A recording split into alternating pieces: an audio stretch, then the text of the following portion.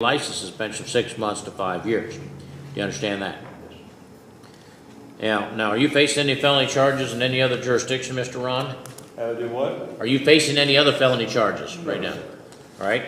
And are you currently on probation or community control or post-release control for from any jurisdiction? No, sir. All right. Now, under the law, if you are convicted of this offense and if you should be sentenced to prison, upon completion of your prison term, it is possible the Adult Parole Authority would put you under what's called post-release control supervision for a period of up to 2 years. They don't have to, but they can, but it's up to them. The court has no involvement in that. And if they decide to do that, that means that you would be supervised by a parole officer on the term set by the Adult Parole Authority, because the court has no involvement with that. And if they determine that you failed to comply, they can return you to prison to make you serve a period of up to 9 months for any single violation or any total of all violations that might occur. Now, in the event that you were convicted of a new felony while you were under post-release control, then in addition to whatever sentence a judge could impose on you for that new felony, that judge would also be authorized to sentence you for committing that offense while under post-release control in this case to an additional period of a year, whatever time is left on that period of post-release control, whichever is greater. If that occurs, that has to be served consecutively to the sentence in the new case. Do you understand that? Yes, sir. All right, now under the law, I'm not required to sentence you to prison for this offense. I can impose what's called community control or non-prison sanctions, which means that instead of you being sent to prison, you would be put under the supervision of a probation officer on the term set by the court.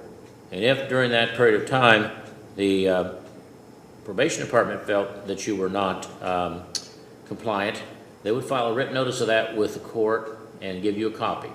You would then have a hearing and be entitled to have an attorney to represent you. And if the outcome of that hearing was that you had failed to comply, then at that time the court could revoke your community control and then sentence you to prison for a period of 18 months and fine you $5,000. Do you understand that?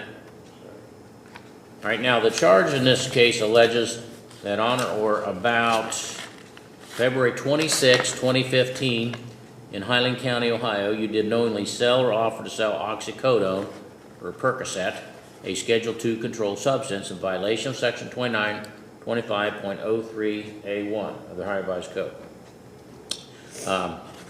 So that's the charge, the 4-3 felony, as I've described for you. Now, Mr. Ron, do you understand what it is the state said, when and where and how they allege that you did it? I don't understand nothing like that, no. You don't understand what you've been charged with? Oh, yeah, I heard what you said. You haven't heard that part. Yeah. Do you understand what they accuse you of doing and how they allege you did it and so forth? Yeah, I heard, yes, sir. Okay. Now, have you discussed the nature of the charge, the evidence in the case, possible legal issues in the case, the possible defenses you might try to raise at trial, and the possible outcomes of a trial with your attorney? Yes. Okay. Are you satisfied with her advice and competence in this matter? Yes. Are you under the influence of any types of drugs or alcohol at this time? No, sir. Are you taking any prescription drugs? Prescription? Yeah. Yeah, I take prostate problems, water bill, sinus pills. Do any of those medications interfere with your ability to understand what you've read or hear or to communicate? No, and I'm COPD too. Okay. No, it doesn't. All right. I understand. Has anyone threatened you to make you plead guilty here today? No. Now, on page 2, there are 3 sentences that are printed in bold and underlined, which I'll read at this point. Defendant shall enter a plea of guilty to count 1. State will dismiss count 2. State and defense jointly recommend community control, substance abuse treatment. Defendant agrees to pay back my money in the amount of $40. That's your understanding of the agreement? Has anyone promised you anything other than that to get you to plead guilty here today? No. All right, now under the law, Mr. Ron, the matter of sentence is up to the judge, not the parties. And so even though the agreement is that you should get community control or probation, that's not binding on the court. So once the court has heard all the information that's submitted regarding the sentencing matter, if I determine that that's not the correct sentence, then I could end up sentencing you to prison finding you and suspending your license. You understand that? Yes, sir. Okay.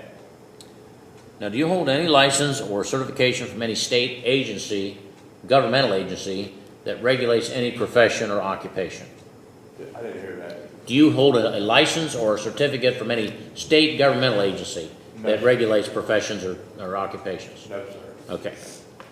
Now, you have certain rights you must understand before I can accept your plea. Now, Ms. Witt was appointed to represent you, although the court then found that you did have assets, so those are on deposit to pay her. But when I appointed her, it wasn't simply to work the case out, but to provide any defense that might be available to you under the trial, or under the law. So if you don't want to do this, you're still going to be represented and have an attorney to defend you in this case, including a trial, if that is what you want. Do you understand that? Yes, sir. Right now, under the Constitution, you have the right to have a jury trial in this matter, Mr. Ron, in which 12 people would be selected from a group of citizens that live in Highland County that are summoned for jury duty on your trial date. After they are selected, the evidence would be presented, they'd be instructed on the law, and then that jury would have to decide by unanimous verdict, meaning all 12 would have to agree on a verdict as to whether the state proves your guilt. Now, if you didn't want to have a jury trial, but you didn't want to plead guilty, you can waive in writing, which means to give up your right to have a jury trial. And in that case, you would have what's called a court or bench trial, meaning that instead of a jury hearing the evidence, it would be the judge would hear the evidence, the judge would apply the law, and the judge would decide whether or not the state proves your guilt. Do you understand that? Yes, sir. Okay, now under the Constitution, you have a right to confront the witnesses against you in open court and to cross-examine them through your attorney. What that means is that the witnesses against you would have to come into court and testify in public in front of you and your attorney and anyone else that might be in the courtroom. After the prosecutor was done asking questions, your attorney asked questions. That's called cross-examination, and the purpose of that is to try to bring out evidence that would help your side of the case. Do you understand that? Yes, sir. Right, under the Constitution, Mr. Ron, you have a right to use the power of this court to compel or force witnesses to come into court to testify for you, just like the state. So if you have witnesses you're not certain are going to come in voluntarily, at your request, court issues a court order that's called a subpoena. And that forces those people to come to court to testify for you if you want them to, even though they don't want to be here, which is the same way the state's witnesses are forced to come into court to testify against you. Do you understand that? Yes, sir. Right now, under the Constitution, Mr. Ron, you have a privilege against self-recrimination, which means you cannot be forced to give evidence in this matter at any time, including trial. So no one can ever make you testify. Prosecutor can't, the judge can't, you make that decision. If you decide not to testify, the fact that you did not testify cannot be used against you in any way by any person at any time. No one's even allowed to comment about it, except in one situation. If there's a jury trial and you do not testify, the judge instructs the jury that because that is your right, they cannot consider it for any purpose. You understand that? Yes, sir. Now, under the Constitution, Mr. Ron, you're presumed innocent of the charge until proven guilty by the state of Ohio on every essential element of the offense charged. So, what that means is that the burden of proof isn't on you to try to come in and show you're not guilty simply because you've been accused of this offense. In fact, under the law, you don't have to present any evidence at all. You may, but you're not required to. But whether you do or not, the burden of proof will remain upon the prosecutor of the state of Ohio to prove your guilt on every essential element by proof beyond a reasonable doubt, which is the highest burden of proof that's known under the law. Do you understand that? Yes, sir. Now, Mr. Ron, originally you entered a plea of not guilty. Not guilty plea denied the allegation in the indictment, denied you committed any crime. And that plea waived or gave up, that plea exercised or invoked all of the rights that I've just described for you. Now, if you change your plea from not guilty to guilty, that is the opposite of the not guilty plea. The guilty plea admits the allegation that are in the indictment, admits that they're a crime, and that you committed that crime. That plea would waive or give up all of the rights that I have described for you today, except your right to have an attorney. You always have a right to have an attorney no matter what your plea. But if that accepts your plea of guilty, would waive or give up your right to have a jury or court trial. Would waive or give up your right to confront witnesses against you and to cross-examine them through your attorney. Would waive or give up your right to use the power of the court to compel or force witnesses to come to court to testify for you, same as the state. It would waive or give up your privilege against self-incrimination because if you say you're guilty, that's what's used to find you guilty. It would waive or give up the presumption of innocence because if you say you're guilty, the state's not required to prove you're guilty. It also subjects you to being sentenced immediately by the court. And finally, waives gives up your right to file an appeal on any alleged violations of your rights you feel you may have had up until this point in the case. Now, if I should sentence you to the maximum sentence, or under other certain limited circumstances, you could file an appeal, but that would have to be filed within 30 days of your sentencing entry being filed. Do you understand all of that? Yes, sir. And are you a U.S. citizen, Mr. Ron? No. Are you a U.S. citizen? Are you a U.S. citizen? Yes, sir. Okay. Now, do you have any questions about the charge or the possible penalty? No, sir. You understand? Yes, sir. You have any questions about the plea agreement? No, sir. You understand? Yes, sir. And again, you understand the recommendation as the sentence isn't binding on the court. Yes, sir. Any questions about the constitutional rights I've explained? No, sir. You understand those? Yes, sir. Have any questions about the plea of guilty, what it means, and what will happen if you enter that here today? Yes, sir. I understand. Okay. You have no questions? Yes, sir. Okay. Is there anything you'd like to speak to Ms. Witt about before we go any further? No, sir. Do you have any questions about anything that I've explained to you here today? No. Then is it your decision, Mr. Ron, to withdraw your not guilty plea and plead guilty to count one as set forth in this plea agreement? Yes, sir. All right. Then as to count one, which alleges that on or about February 26, 2015 in this county, you did knowingly sell or offer to sell oxycodone, Percocet, Schedule II controlled substance in violation of Section 2925.03A1 of the Ohio Revised Code, charge of aggravated trafficking in drugs, a fourth degree felony, carrying a possible prison term between 6 and 18 months, a fine of up to $5,000, and a possible license suspension of 6 months to 5 years. How do you plead? All right, thank you. You can be seated. Court finds that on this day in open court, the defendant was advised of all his constitutional rights, made a knowing, intelligent, voluntary waiver of the same pursuant to Criminal 11. Pleas accepted and ordered filed. Defendant is found guilty of count 1. Count 2 is dismissed. The court refers the matter to the probation department for a pre-sentence report. We will set the sentencing hearing for February 16th at 1 p.m. And so, as soon as we get done with court, you go down to the probation department and tell them that you pled guilty and that you, excuse me, you need to make an appointment to see them and for a pre-sentence interview, so they can go through and ask you a bunch of questions and gather information that you're going to put in the report for me to use at the time of the sentencing. All right, so you'll get a sentencing, or you get a notice of hearing from the bailiff here. You'll have to sign that before you leave. Anything further, counsel? No, Your Honor. No, Your Honor. All right, thank you.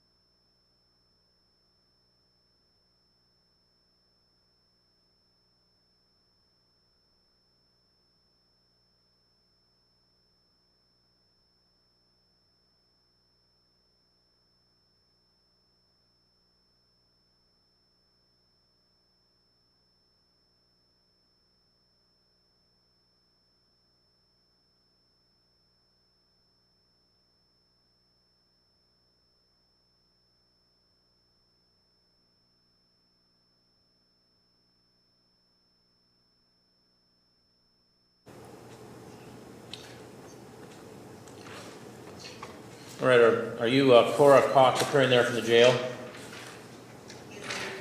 All right, this is case number 19 CR 140, State of Ohio versus Cora Cox. This hearing is being conducted by Zoom. Ms. Cox is appearing from the jail. Representing her, appearing from her office is Attorney Catherine Hapner. Appearing on behalf of the defendant is appearing on behalf of the state is Assistant Prosecuting Attorney Adam King. Ms. Hapner, do you and your client both agree with waiving her physical presence in the courtroom and having this hearing conducted by Zoom? Yes, we do. And you're in agreement with that, Ms. Cox? Yes, we are. All right. The defendant was placed on community control for illegal conveyance of weapons or prohibited items onto the grounds of the detention facility or institution, third-degree felony, and was placed on community control on July 16, 2020. There was a notification of alleged violations filed on January the 3rd by Officer Balser that alleges the defendant violated Rule 2 and that she failed to report to probation department since October 13, 2020. Rule 3 failed to provide the probation department a valid address. Rule 7 was administered a drug screen on October 13, 2020, tested positive for meth and amphetamines. Rule 19 failed to complete treatment as ordered. That was signed on the 3rd, and Ms. Cox signed it as well. The court appointed Ms. Hapner to represent the defendant, sent the matter for hearing. And Ms. Hapner, have you had an opportunity to review the matter with your attorney, or with your client? I have, yes, Your Honor. All right. And is she going to have a hearing, or is she going to make an admission? No, she will admit. All right. Now, Ms. Cox, you have a right to have a hearing on this matter in which the state will have to present evidence through witnesses or other evidence that proves to the court's satisfaction that you have failed to comply with these conditions. You have a right to have your attorney cross-examine the witnesses the state presents, and you have a right to present evidence on your own behalf, including calling witnesses or to testify on your own behalf. You're not required to testify, and you cannot be forced to testify in this matter. Now, in the event that it's found that you have failed to comply, one of three things can happen. I could continue community control under the same conditions previously ordered. You continue it with additional conditions that I think are appropriate.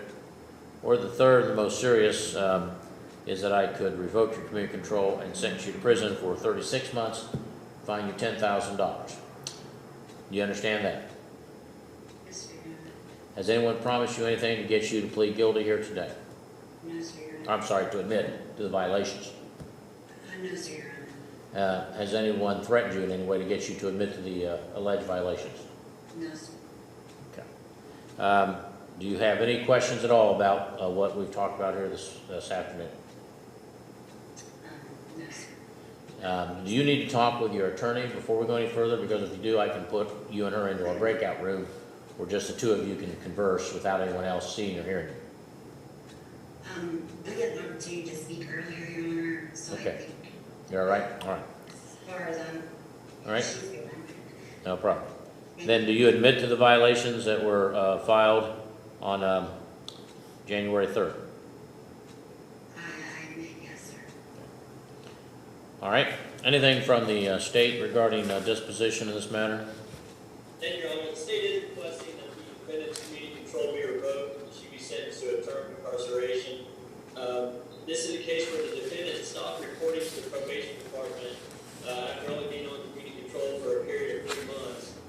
She also failed to complete substance abuse treatment as ordered by the court. She's had a capias since February of 2021. I believe that it's evidently clear that it's not amenable to community control. So the state would ask that this defendant be sentenced to a term of incarceration. I would advise the court, however, that Officer Walzer has secured a bed for the defendant at the Recovery Council on January 12th if the court would like to continue the defendant on community control. Thank you. All right, Ms. Hapner. Thank you, Your Honor. Your my client has informed me that she was basically taken out of the state against her will. She was gone for that period of time.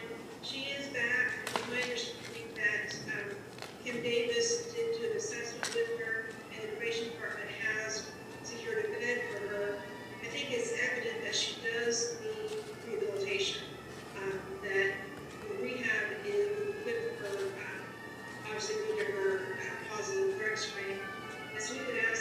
continue work on community control with the revision that she successfully completes the counseling centers program. Ms. Cox, anything you would like to say? Yes, Your Honor, I've really been through a lot as far as this whole situation, and I need healing. Healing that, treatment, residential treatment can provide for me.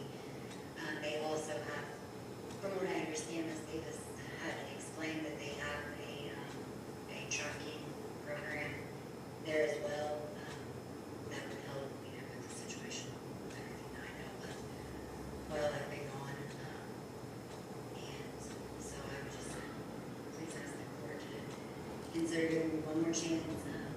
Sometimes these things take a long time. My little brother, he's been clean and sober for about 4 years now.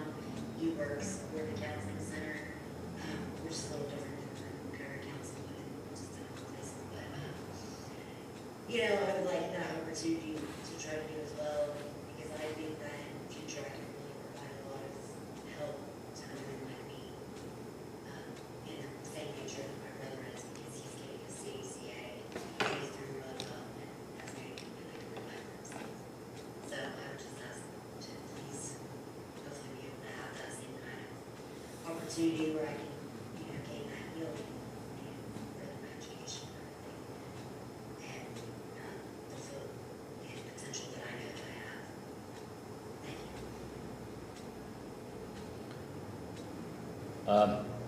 you. You say you were taken, your attorney has indicated you were taken out of the state against your will. When did this happen? This happened in 2020, like around November, December. And were there any charges filed against that person? No, Did you report it to the police? I just came back. I just was able to make it back. And When did you make it back? about a week ago, and the thing is that, well, about a week prior to being arrested, the same thing tried to happen again.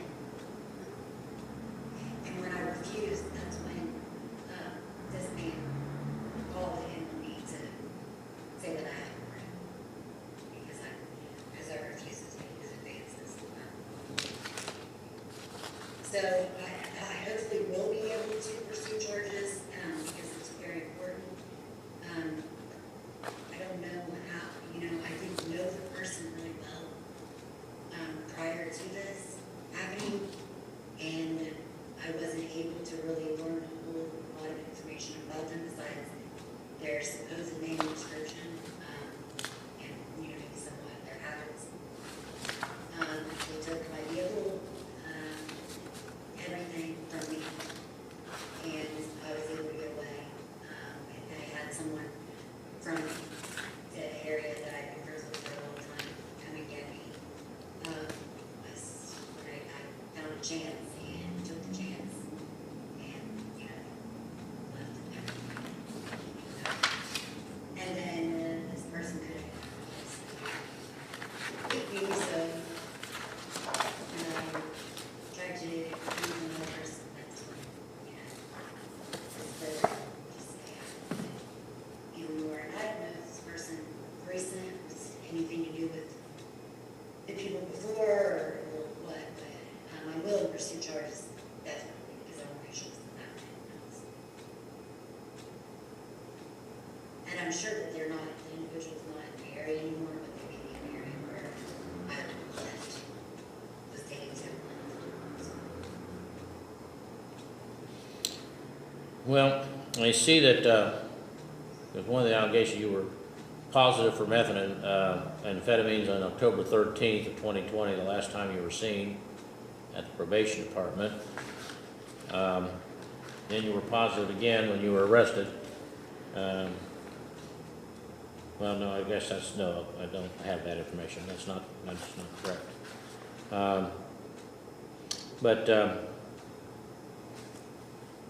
There were no reports of you being taken against your will by any relatives. Probation officer contacted your mother, grandmother, I should say, said you're no longer living there. didn't. We have no information about this alleged being kept against your will. So quite honestly, given your history, it's not something the court can put much faith in. And you've been, you had 2 previous cases where you got community control and you violated and you were sent to prison. This is going to make 3 because you just don't do well on your own. You refuse to take responsibility and stay clean. And it's hard for me to believe that you were held against your will for over 2 years, and no one have any idea about what's going on. So the court will find that you have failed to comply with the community control conditions, that you're not amenable to community control, and therefore your community control is revoked. Please, Your The Honor. court is sentencing you to the Ohio State Reformatory for Women at Orient, Ohio. I'm sorry, at Marysville, Ohio, for a period of 18 months. You'll be given credit for 11 days, which includes 10 days from the time you were arrested. You don't quit interrupting me. You were credit for 1 day on February 24th of 2020.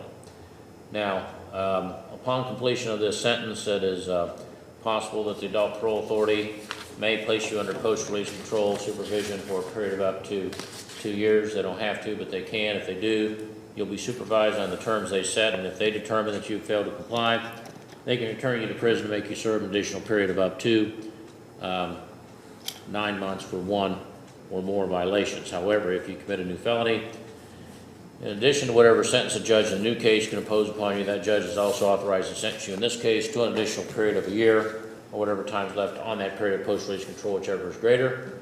If that occurs, that must be served consecutively to the sentence in a new case. You're also ordered to pay the court costs for which judgment grant execution is ordered, and if you fail to do that, clerk can collect that through various means, including levying on bank accounts, wages, earnings, or other assets that you may have. If that does not collect it, once you get out of prison, you could do community service in this county and be given credit for each hour you work. And an hourly rate set by the court, each hour you work, reduce your judgment by that amount until paid in full. All right, is there anything further from counsel? There. All right, you're remanded to custody, Ms. Cox. Excuse me, Mr. Pleas, I've already made my court fine. I've already filled out my financial obligations. Well, no, because you've gotten picked up and we've had more court costs added. So when you don't comply and go back to court, there's more court costs. So I don't know what they'll be, but whatever they are, you'll be required to pay. Your Honor. I'm done with you, Ms. Cox. I've spoken. You are going to prison. Deputy, would you remove her from the room and bring in Mr. Smallwood, please?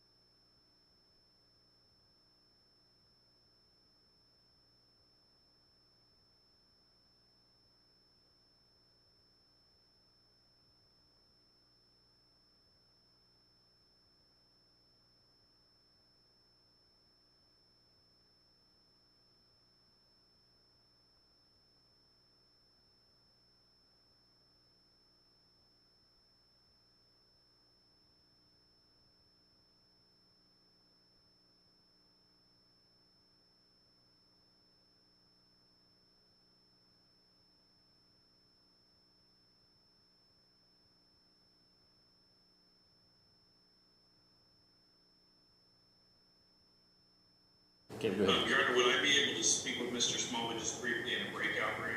Sure.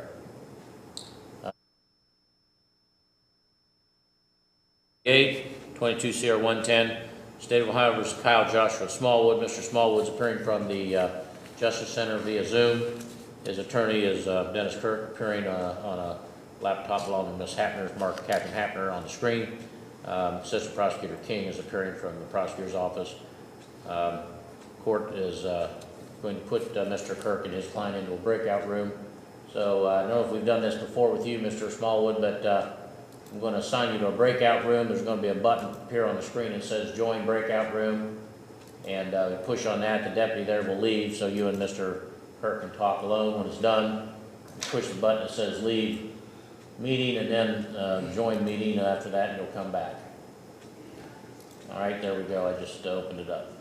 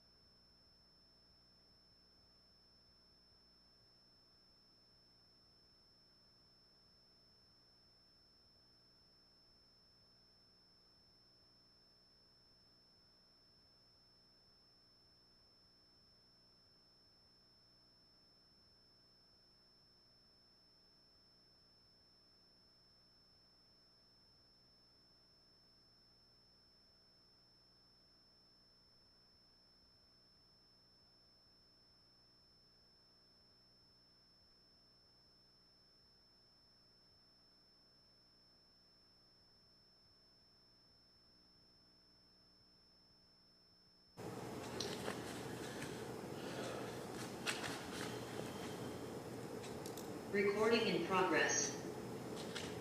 All right, now we're back on record. Mr. Kirk's had an opportunity to talk with Mr. Smallwood. So the purpose of this hearing is to set a scheduling order. The court has received the report from the forensic evaluation that indicated that they did not find there was any basis for support of an insanity defense. And so the time has been tolling due to those procedures. Now,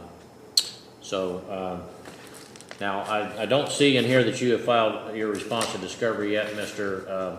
Kirk. I lost your video there, Mr. Kirk.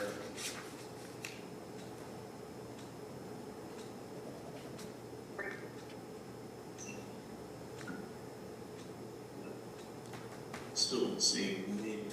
No, he's, okay, we have your audio now, Mr. Kirk. We can't see you. Okay, let's see if we can get the video going. It kicked me out. Okay, now can you see me? Yeah, okay, we're back on, all right. Thank All you. right, so the court has indicated that you did receive the report from Dr. Dreyer finding there was no basis to support an insanity plea. I did receive that report, yes, Your Honor. All right, so the court's going to restore the case to the active docket. Now, according to what I see here, you have not filed any discovery yet, response, is that correct? It could be correct, I'm not sure. I know that's several starts and stuff, okay, but I can file with that. All right.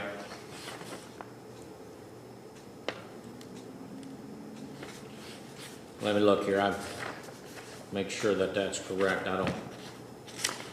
It may very well be, because I know we've had a couple different evaluations. Right, no, yeah, so you still have to file discovery. So the speedy trial time is still told until you complete that, and then it'll be told because we had to refer the matter for the evaluation, and so we could not proceed. So the case is restored to the active docket. I will set a final pretrial for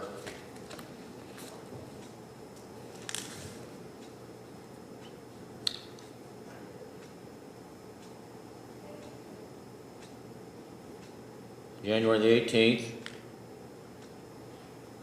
and your discovery and any pretrial motions will be due by that date, Okay, if there's any other pretrial motions. And we'll set your trial date for February the 6th at 8 a.m. And like I said, the time is told through February the 6th due to motions under 2945, 72C and H. All right. Your Honor, it looks like the assignment commissioner already gave the jury trial date of February 9th. Are we vacating that? Oh, okay. No, we'll leave it on then. Okay, Okay, we did have that. All right.